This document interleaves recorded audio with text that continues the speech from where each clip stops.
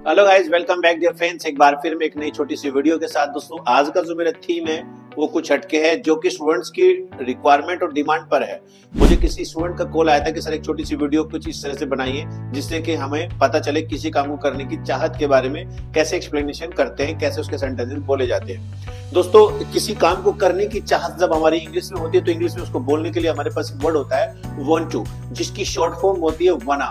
आप उसको वाना भी कह सकते हैं, आप उसको वांट टू के नाम से भी एक्सप्लेन कर सकते हैं। लेकिन अब इसका एक सेंटेंस बोलने का, जैसे अगर मुझे किसी इंसान से पूछना हो कि क्या तुम कोई काम करना चाहते हो, तो उसका एक फॉर्मूला मैंने मेंशन किया है, do you wanna action. Action से मतलब वही काम जिस काम को आप पूछना चाहते हैं। जैसे अगर मुझे आपसे पूछना हो कि क्या आप इंग्लिश सीखना चाहते हैं, तो इंग्लिश में बोलेंगे do you wanna learn English. अगर मुझे किसी के पूछना हो कि क्या आप जो है मार्केट जाना चाहते हैं, तो बोलेंगे do you wanna go to market. अगर मुझे किसी से पूछना हो कि क्या आप मूवी देखना चाहते हैं, तो आप बोलेंगे do you wanna watch movie. अब ये तो पूछने का तरीका था, क्योंकि मैंने इसमें आपको बार बार दो तीन में एक्शन अलग अलग ही चेंज करके मैंने आपको बताया। अब इनके आंसर्स को अगर आप यस में देना चाहते हो तो एक फॉर्मूला बनता है आई वाना एक्शन, मैं काम करना चाहता हूँ। यानी कि जैसे मैंने कहा कि आई वाना लर्न इंग्लिश, मैं इंग्लिश सीखना चाहता हूँ। मैंने कहा मैं स्कूल जाना चाहता हूँ, आई वाना गो टू स्कूल। मैंने कहा मैं मूवी देखना चाहता हूँ, आई वाना वॉच मूवी। लेकिन जरूरी नहीं है कि कोई आपसे एक ऐसा ही सिंपल क्वेश्चन पूछे जिसको आप करना ही चाहते हो।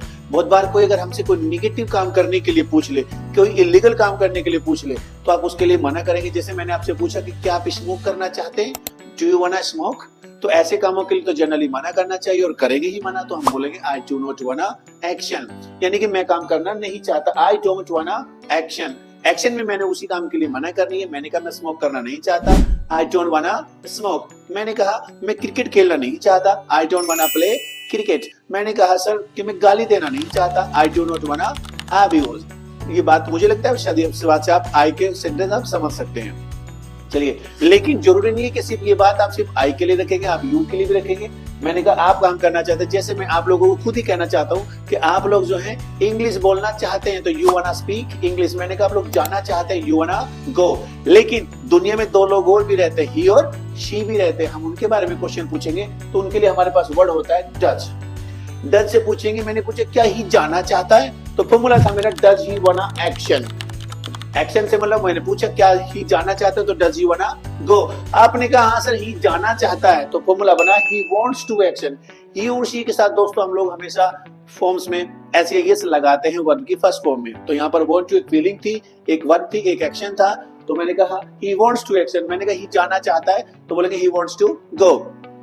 और अगर मना करनी हो कि वो जाना नहीं चाहता, ही डज नॉट वाना गो, ही डज नॉट वाना कम, शी डज नॉट वाना कम। आप ही और शी को कंबाइन करके ही डज नॉट के साथ सेंटेंसेस बना सकते हैं। चलिए दोस्तों, अब मैं आप लोगों से क्वेश्चन पूछता हूँ कि क्या आप मुझसे मिलना चाहते हो, इसको इंग्लिश में कैसे बोलेंगे आप ही मुझे कमेंट करके बताइए। क्या आप मुझसे मिलना चाहते हैं? अगर गाइस सब्सक्राइब कीजिए, लाइक कीजिएगा, और वीडियो आपको कैसे लगी दोस्तों कमेंट जरूर कीजिएगा। Have a nice day.